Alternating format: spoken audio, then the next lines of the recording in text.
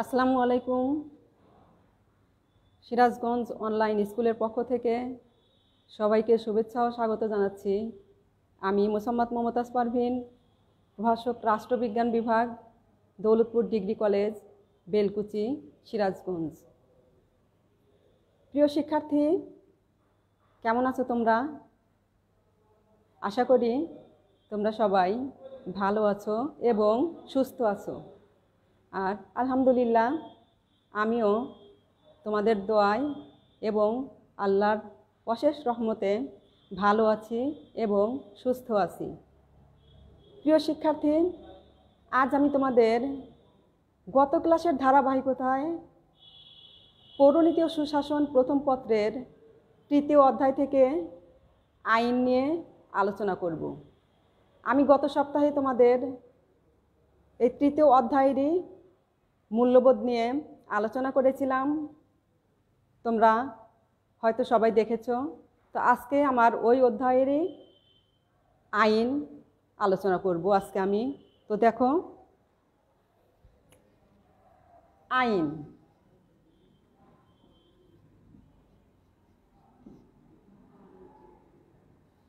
ল।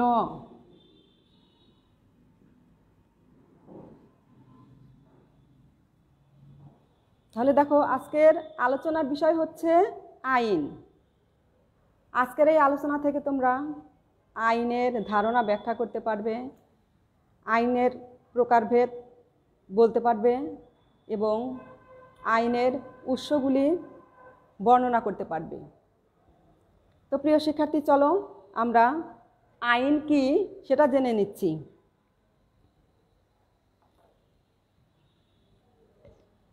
সাধারণভাবে আইন হলো কতগুলো বিধিবিধান বা নিয়মকানুন যা আমরা মেনে চলি। সামাজিক জীব হিসাবে আমরা সবাই কতগুলো নিয়মকানুন মানতে বাধ্য। সামাজিক বিভিন্ন প্রতিষ্ঠান আছে, যেমন পরিবার, ক্লাব, শিক্ষা প্রতিষ্ঠান, ধর্মীয় প্রতিষ্ঠান। প্রত্যেকটা প্রতিষ্ঠানেই মানুষ কতগুলো নিয়মের অধীনে থেকে কাজ করে, আর এই নিয়মগুলোই হচ্ছে আইন। আইন মূলত একটা ফার্সি শব্দ। আইনের ইংরাজি প্রতিশব্দ হচ্ছে ল। টিউটনিক শব্দ লগ থেকে এসেছে। দেখো, ল, আইন, এই টিউটনিক শব্দ হচ্ছে লগ, LAG, লগ। এই লগ শব্দের অর্থ হচ্ছে স্থির, অপরিবর্তনীয় বা সর্বক্ষেত্রে সবার জন্য সমানভাবে প্রযোজ্য। সেই দিক থেকে আইন বলতে সেই সকল নিয়মকানুনকে বোঝায় যা সর্বক্ষেত্রে গ্রহণযোগ্য। প্রকৃতির নিয়মকেও আমরা কিন্তু আইন হিসাবে উল্লেখ করতে পারি। তবে পৌরনীতিতে আইন একটা বিশেষ অর্থে ব্যবহৃত হয়। এখানে আইন এমন এক আদেশ বা বিধিবিধান যা মানুষের বাহ্যিক আচরণ নিয়ন্ত্রণে সার্বভৌম কর্তৃপক্ষ তথা রাষ্ট্র অনুমোদন করে থাকে। অর্থাৎ রাষ্ট্রের অনুমোদনই হচ্ছে এখানে মুখ্য বিষয়। প্রিয় শিক্ষার্থী, আইন সম্পর্কে বিভিন্ন চিন্তাবিদ বা বিভিন্ন রাষ্ট্রবিজ্ঞানী বিভিন্ন সংজ্ঞা দিয়েছেন। এখন আমরা দেখব সেই সংজ্ঞাগুলো কি। গ্রিক দার্শনিক অ্যারিস্টটল, তোমরা সবাই নাম শুনেছ। গ্রিক দার্শনিক অ্যারিস্টটল বলেছেন, পক্ষপাতহীন যুক্তিই হলো আইন। পক্ষপাতহীন যুক্তিই হলো আইন। রাষ্ট্রবিজ্ঞানী অস্টিন, উনি বলেছেন যে আইন হলো ঊর্ধ্বতন কর্তৃপক্ষের আদেশ, অর্থাৎ ঊর্ধ্বতন কর্তৃপক্ষ কর্তৃক নিম্নতন কর্তৃপক্ষের উপর প্রদত্ত আদেশই হচ্ছে আইন। অধ্যাপক হল্যান্ড, উনি বলেছেন আইন হলো সেই সকল নিয়মকানুনের সমষ্টি যা মানুষের বাহ্যিক আচরণ নিয়ন্ত্রণে সার্বভৌম শক্তি কর্তৃক প্রযুক্ত। অধ্যাপক স্যালমন্ড বলেছেন, ন্যায় সংরক্ষণের জন্য রাষ্ট্র যে সকল নীতি প্রয়োগ করে এবং অনুমোদন করে সেটাই হচ্ছে আইন। অধ্যাপক গেটেলের মতে আইন হলো রাষ্ট্র কর্তৃক স্বীকৃত অনুমোদিত এবং সমর্থিত নিয়মকানুন। তাহলে দেখো, এই যে সংজ্ঞাগুলো, প্রামাণ্য সংজ্ঞা, এই সংজ্ঞাগুলোর আলোকে আমরা কি বলতে পারি?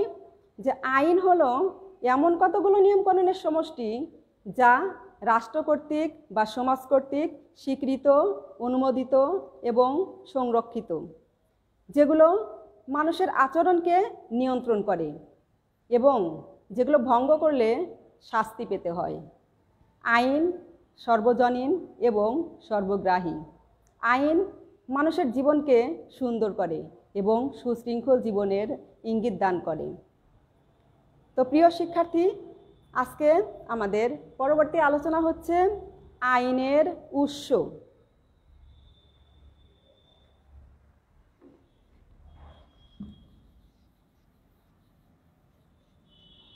আইনের উৎস।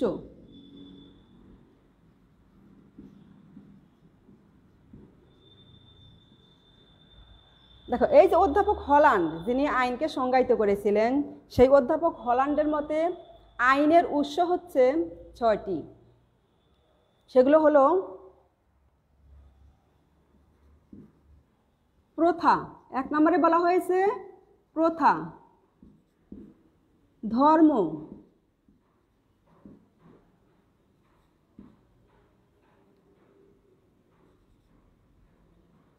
প্রথা, ধর্ম, বিচারকের রায়,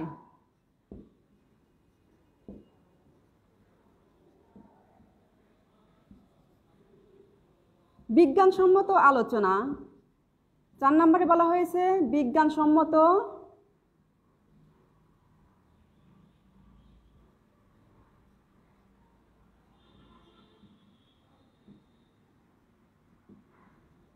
আলোচনা। 5 নম্বরে বলা হয়েছে সামাজিক ন্যায় বিচার।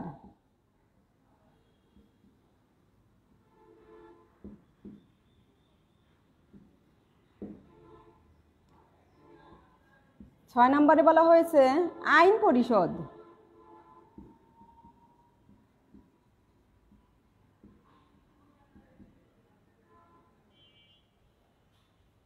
শিক্ষার্থী বন্ধুরা, তোমরা দেখছো যে অধ্যাপক হল্যান্ডের মতে আইনের উৎস হচ্ছে 6টি: প্রথা, ধর্ম, বিচারকের রায়, বিজ্ঞানসম্মত আলোচনা, সামাজিক ন্যায় বিচার এবং আইন পরিষদ। তো দেখো, আমরা প্রথমেই আলোচনা করব প্রথা নিয়ে। সুদীর্ঘ কাল ধরে সমাজে প্রচলিত যে নিয়ম, সেইগুলি হচ্ছে প্রথা। অর্থাৎ সুদীর্ঘ কাল ধরে সমাজে কোনো প্রথা চলতে থাকলে সেগুলোকে প্রথা বলা হয়। প্রথা আইনের প্রাচীন উৎস। প্রাচীন যুগের মানুষ প্রথা মেনে চলত এবং এক ব্যক্তির সঙ্গে আরেক ব্যক্তির বিরোধ দেখা দিলেও প্রথার মাধ্যমেই মীমাংসা করা হতো। কালক্রমে রাষ্ট্র সৃষ্টি হওয়ার পর সেই প্রথাগুলো রাষ্ট্রের আনুষ্ঠানিক স্বীকৃতির মাধ্যমে আইনে পরিণত হয়। উদাহরণ হিসাবে আমরা গ্রেট ব্রিটেনের সাধারণ আইনের কথা বলতে পারি। গ্রেট ব্রিটেনের জনগণ প্রথাকে এমনভাবে মেনে চলত যে সেখানে আইনসভা ওই প্রথাগুলোকে কখনোই অগ্রাহ্য বা অমান্য করতে পারত না। এমনকি সেই প্রথাগুলোকে যুগ উপযোগী করার জন্য বিভিন্ন সময়ে প্রয়োজনীয় পরিবর্তন এনে প্রথাগুলোকে আইনে অনুমোদন দিয়ে থাকে। তাহলে প্রথা আইনের হচ্ছে গুরুত্বপূর্ণ উৎস। 2 নম্বরে বলা হয়েছে ধর্ম। ধর্ম আইনের প্রাচীন উৎস। মধ্যযুগে ধর্মকে কেন্দ্র করে অনেক আইন প্রণীত হতো। এক ব্যক্তির হাতে, অর্থাৎ একই শাসকের হাতে যখন রাষ্ট্রের শাসন ক্ষমতা এবং ধর্মীয় ক্ষমতা ন্যস্ত থাকে, তখন সেই রাষ্ট্রনায়ক অর্থাৎ শাসক শাসন কার্য পরিচালনা করতে গিয়ে ধর্মীয় অনুশাসন দ্বারা শাসন কার্য পরিচালনা করতেন। এভাবে ধর্মীয় অনুশাসন আইনের অনুমোদন লাভ করে থাকে। অর্থাৎ পরবর্তীতে এই ধর্মীয় অনুশাসন বা ধর্মীয় বিধিবিধান আইনে পরিণত হয়। উদাহরণ হিসাবে আমরা হিন্দু এবং মুসলিম সমাজের আইনের কথা বলতে পারি। হিন্দু এবং মুসলিম সমাজের পারিবারিক সম্পর্ক, বিবাহ এবং উত্তরাধিকার সংক্রান্ত যে আইন কানুন, সেগুলো মূলত এই হিন্দু এবং মুসলমানদের ধর্মগ্রন্থ থেকেই নেওয়া হয়েছে। তাছাড়া প্রাচীন গ্রিস এবং রোমে অনেক আইনই আছে যেগুলো ধর্ম থেকে নেওয়া হয়েছে। দেখো, 3 নম্বরে বলা হয়েছে বিচারকের রায়। বিচারকের রায় আইনের একটা গুরুত্বপূর্ণ উৎস। বিচারকরা যখন কোনো মামলার বিচার কার্য পরিচালনা করতে যান, তখন প্রচলিত আইন যদি অস্পষ্ট হয়, তাহলে বিচারকরা নিজস্ব বুদ্ধি এবং প্রজ্ঞার দ্বারা ওই মামলার রায় দিয়ে থাকেন। পরবর্তীতে ঠিক একইরূপ মামলায় ওই রায় প্রদান করা হয় এবং সেগুলো আইনে পরিণত হয়। বিচারপতি হোমস বলেছেন যে বিচারকগণ আইন প্রণয়ন করেন এবং এটা তাদের একটা আবশ্যিক কর্তব্য, অর্থাৎ প্রত্যেকটা বিচারকই তার নিজস্ব বুদ্ধিমত্তার দ্বারা আইন প্রণয়ন করতে পারে। 4 নম্বরে বলা হয়েছে বিজ্ঞানসম্মত আলোচনা। বিজ্ঞানসম্মত আলোচনা, বিভিন্ন দার্শনিক বা আইনবিদগণ কি করেন, আইন সংক্রান্ত বিভিন্ন গ্রন্থ রচনা করেন এবং রচনা করেছেন। ব্ল্যাকস্টোনের মতে কমেন্টারিজ on the lodge of England এবং ডাইসির ল অফ দ্য কনস্টিটিউশনস, এগুলো হচ্ছে আইন সংক্রান্ত গ্রন্থ। বিচারকগণ যখন কোনো বিচার কার্য পরিচালনা করেন, তখন ঠিকঠাক মতো আইন না পেলে তারা এই পুস্তক থেকে ওই মামলার রায় প্রদান করে থাকেন এবং সেগুলো পরবর্তীতে আইনের অনুমোদন লাভ করে। 5 নম্বরে বলা হয়েছে সামাজিক ন্যায় বিচার। প্রিয় শিক্ষার্থী, সামাজিক ন্যায় বিচার আইনের আরেকটি গুরুত্বপূর্ণ উৎস। বিচারকরা প্রচলিত নিয়মের দ্বারা বিচার কার্য পরিচালনা করতে গিয়ে যখন দেখেন আইন নাই, তখন তারা সামাজিক ন্যায়বোধ অর্থাৎ নিজস্ব সততা, নিজস্ব বিচার বুদ্ধি দ্বারা ওই মামলার রায় প্রদান করে থাকেন এবং পরবর্তীতে ওই রকম আরও মামলা আসলে তারা নিজস্ব বুদ্ধির দ্বারাই সেগুলোরও কী করে থাকেন, মীমাংসা দিয়ে থাকেন। এভাবে সামাজিক ন্যায়বোধ বা বিচারকদের সততা দ্বারা আইন প্রণীত হয়ে থাকে। প্রাচীন গ্রিসের যে প্রেটর, সেই প্রেটরগণ কী করতেন, নিজস্ব বুদ্ধির দ্বারা, নিজস্ব সততার দ্বারা আইন প্রণয়ন করতেন।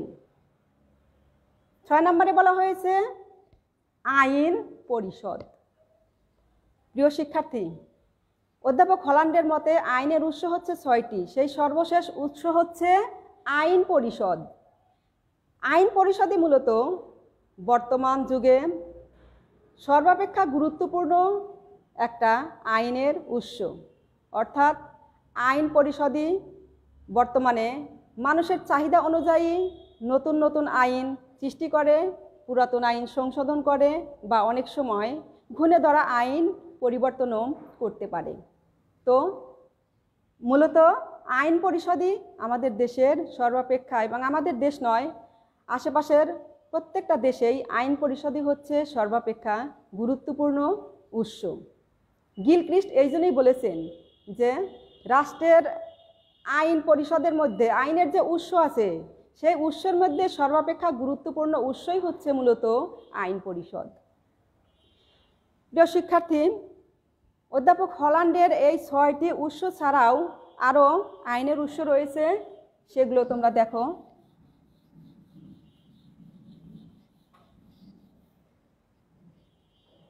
দেখো, জনমত।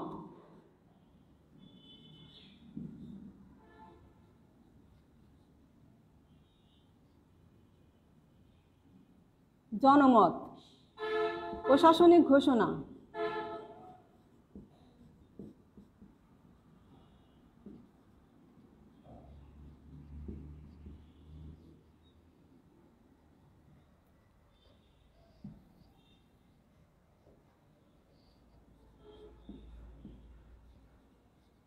জনমত, প্রশাসনিক ঘোষণা, বৈদেশিক চুক্তি।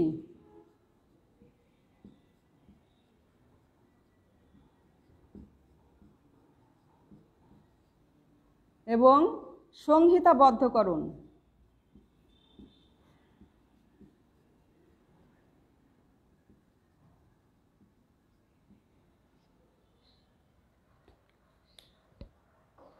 তাহলে দেখো আইনের আরও কতগুলো যে উৎস আছে সেগুলো হচ্ছে জনমত, প্রশাসনিক ঘোষণা, বৈদেশিক চুক্তি এবং সংহিতাবদ্ধকরণ।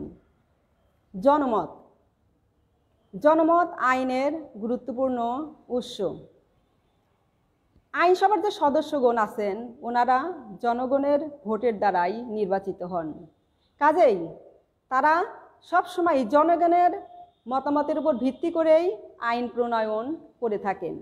এভাবে জনমত আইনের গুরুত্বপূর্ণ উৎসে পরিণত হয়। কোপেনহেইম উনি বলেছেন যে জনমতই হচ্ছে আইনের সর্বাপেক্ষা গুরুত্বপূর্ণ উৎস।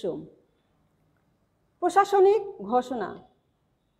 প্রশাসনিক ঘোষণাও আইনের গুরুত্বপূর্ণ একটা উৎস হিসাবে কাজ করে থাকে। বর্তমানে আইনসভার কাজের পরিধি বেড়ে যাওয়ার সাথে সাথে আইন পরিষদ তার কিছু কিছু আইন প্রণয়নের ক্ষমতা শাসন বিভাগের হাতে অর্পণ করে। শাসন বিভাগ কর্তৃক এইরকম প্রণয়নকৃত এবং প্রয়োগকৃত আইনই হচ্ছে প্রশাসনিক আইন বা প্রশাসনিক ডিক্রি আইন। এগুলোও আইনের গুরুত্বপূর্ণ উৎস। বৈদেশিক চুক্তি। বৈদেশিক চুক্তি আইনের গুরুত্বপূর্ণ উৎসে পরিণত হয়। বিভিন্ন দেশে বৈদেশিক চুক্তি যখন স্বাক্ষরিত হয় তখন তা আইনসভা কর্তৃক অনুমোদন করে নিতে হয়, যার জন্য বলা হয়েছে বৈদেশিক চুক্তি আইনের গুরুত্বপূর্ণ একটা উৎস। মার্কিন যুক্তরাষ্ট্রে যে কোনো বৈদেশিক চুক্তি গৃহীত হওয়ার পূর্বেই সেগুলো আইনসভা কর্তৃক অনুমোদন করে নিতে হয়। দেখো সর্বশেষ আইনের উৎস হচ্ছে সংহিতাবদ্ধকরণ। সংহিতাবদ্ধকরণ আইনের গুরুত্বপূর্ণ উৎসে পরিণত হয় কিভাবে? যে আইন প্রণয়নের সময় অনেক সময় সেই আইনকে সুন্দরভাবে সুবিন্যস্ত করার জন্য প্রয়োজন দেখা দেয়। তাহলে দেখো সেই সময় কিছু কিছু আইনকে ছেটে ছোট করা হয়, বড় করা হয়, অর্থাৎ কিছু সংযোজন বিয়োজন করা হয় এবং এই সময় কিছু নতুন নতুন আইনের সৃষ্টি হয় যেগুলোকে বলা হয় সংহিতাবদ্ধকরণ, যার জন্য বলা হয়েছে যে সংহিতাবদ্ধকরণ আইনের একটা উৎস। প্রিয় শিক্ষার্থী, আমরা আইনের উৎসগুলো আলোচনা করলাম। আমার বিশ্বাস তোমরা এগুলো থেকে নিশ্চয়ই অ্যান্সার করতে পারবে। এখন দেখো আমরা আইনের কিছু বৈশিষ্ট্য তোমাদের সামনে তুলে ধরব।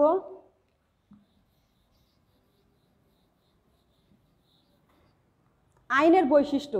দেখো আইনের সংজ্ঞা আমরা আগেই আলোচনা করেছি, সেই সংজ্ঞাগুলো থেকে আমরা সংজ্ঞাগুলোর আলোকে কিছু বৈশিষ্ট্য দেখতে পাই। সেগুলো হচ্ছে বিধিবদ্ধ নিয়মাবলী, অনুমোদন ও স্বীকৃতি, বাহ্যিক আচরণের সাথে যুক্ত, সুস্পষ্টতা, সর্বজনীনতা, অবশ্য পালনীয়, শাস্তিযোগ্য, মানবরচিত এবং অবশ্য পালনীয়। তাহলে দেখো আইনের যে বৈশিষ্ট্যগুলো আছে সেগুলো প্রথমেই আছে হচ্ছে বিধিবদ্ধ নিয়মাবলী। আইন অবশ্যই কতগুলো প্রথা, নিয়ম এবং রীতিনীতির দ্বারা পরিচালিত। আইন হলেই সেগুলো প্রথমেই আইন থাকে না, সেগুলো আগের যে পরিস্থিতি, আগের যে অবস্থা অর্থাৎ প্রথা থেকেই মূলত আইন আসে। 2 নম্বরে বলা হয়েছে অনুমোদন এবং স্বীকৃতি। দেখো আইন হলেই শুধু হবে না, সেই আইনকে কি হতে হবে?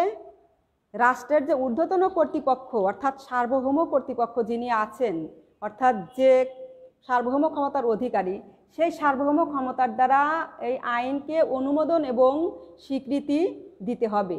অর্থাৎ আইন যতক্ষণ অনুমোদন বা স্বীকৃতি না পাবে ততক্ষণ এটা প্রকৃত আইনে পরিণত হতে পারবে না। তাহলে দেখো 3 নম্বরে বলা হয়েছে বাহ্যিক আচরণের সাথে যুক্ত। আইনটা কি? মানুষের শুধু বাহ্যিক আচরণকেই নিয়ন্ত্রণ করে, ভিতরের যে জিনিসগুলো আছে মানুষের চাহিদা, চাওয়া পাওয়া, এগুলোর সাথে কখনো এগুলো যুক্ত না। এটা শুধুমাত্র মানুষের বাহ্যিক আচরণকে নিয়ন্ত্রণ করে থাকে। সুস্পষ্টতা। সুস্পষ্টতাও আইনের কি বিশাল একটা গুরুত্বপূর্ণ বৈশিষ্ট্য। আইনকে হতে হবে সুস্পষ্ট, অর্থাৎ দ্ব্যর্থবোধক কোনো আইন থাকবে না। তাহলে কি হবে? দ্ব্যর্থবোধক আইন থাকলে শুধুমাত্র সমস্যারই সৃষ্টি হবে। যার জন্য সুস্পষ্ট হতে হবে, যাতে জনগণ সেই আইনকে পুরোপুরি দেখতে এবং বুঝতে পারে। সর্বজনীনতা। আইনের গুরুত্বপূর্ণ বৈশিষ্ট্য হচ্ছে সর্বজনীনতা। সর্বজনীন অর্থ হচ্ছে সবার উপর সমানভাবে প্রযোজ্য। এখানে উঁচু নিচু, ধনী গরিব কিংবা সাদা কালো কোনো ভেদাভেদ থাকবে না। প্রত্যেকটা ব্যক্তির উপরই আইন সমানভাবে কাজ করবে। এখানে কোনো রাজনৈতিক নেতা কিংবা উচ্চ স্তরের কোনো ব্যক্তির ক্ষেত্রে আইন আলাদা আচরণ করতে পারবে না। অর্থাৎ এখানে উচ্চ ব্যক্তির কাছেও আইন যেরকম, একজন নিম্ন স্তরের ব্যক্তির কাছেও আইন ঠিক একই রকম আচরণ করবে। অবশ্য পালনীয়। আইন অবশ্য পালনীয়। আইনকে মানুষ অবশ্যই পালন করে। আইন পালন না করলে তাকে কি হতে হয়? শাস্তি পেতে হয়। শাস্তিযোগ্য। দেখো, আইন শাস্তিযোগ্য। কেউ যদি আইনের বিরোধিতা করে কিংবা রাষ্ট্রের আইন অমান্য করে থাকে, তাহলে তাকে শাস্তি পেতে হয়, তাকে অপরাধের দণ্ডে দণ্ডিত হতে হয়। মানব রচিত। আইনের আরেকটা বৈশিষ্ট্য হচ্ছে, এটা হচ্ছে মানুষের তৈরি। আইনটাকে মানুষে কিন্তু তৈরি করেছে, মানুষের দ্বারাই এটা রচিত। মানুষের প্রয়োজনে, রাষ্ট্রের প্রয়োজনে কি করেছে? মানুষ নিজেরাই আইন তৈরি করেছে। আইন নিজেরা তৈরি করেছে ভালোর জন্য, নিজেরা সুস্থ থাকার জন্য এবং নিয়ম শৃঙ্খলার মধ্যে রাষ্ট্র এবং রাষ্ট্রের মানুষ বসবাস করার জন্য মূলত মানুষ নিজেরাই আইন তৈরি করেছে। অবশ্য পালনীয়। আইনটা কি? অবশ্য পালনীয়। আইন কোনো ব্যক্তির উপর জোর করে চাপিয়ে দেওয়া হয় না, বরং ব্যক্তি স্বীয় ইচ্ছায় নিজেই আইন মেনে চলে। কারণ আইন যদি মেনে না চলে, তাহলে তাকে অবশ্যই শাস্তির কাঠগড়ায় দাঁড়াতে হয়। এজন্য আইনকে মানুষ অবশ্যই পালন করে থাকে। প্রিয় শিক্ষার্থী, আজকে আমরা আলোচনা করলাম আইন কি, আইনের বৈশিষ্ট্য এবং আইনের উৎস। তোমরা বাসায় এই বিষয়টা দেখবে এবং এটা একটা এত ইম্পর্টেন্ট একটা প্রশ্ন যে তোমাদের প্রতি বছরই দেখা যায় আইন থেকে প্রশ্ন হয়। তোমরা এই বিষয়গুলো যথাযথভাবে বাড়িতে অনুশীলন করবে এবং অ্যান্সার করার চেষ্টা করবে। তো আজকে আমার আলোচনার শেষ পর্যায়ে আমরা এসে গেছি। আমার আলোচনার এখানেই শেষ। তোমরা সবাই সুস্থ থাকো, ভালো থাকো এবং আগামী ক্লাসে সবাই উপস্থিত থাকবে এই প্রত্যাশায়।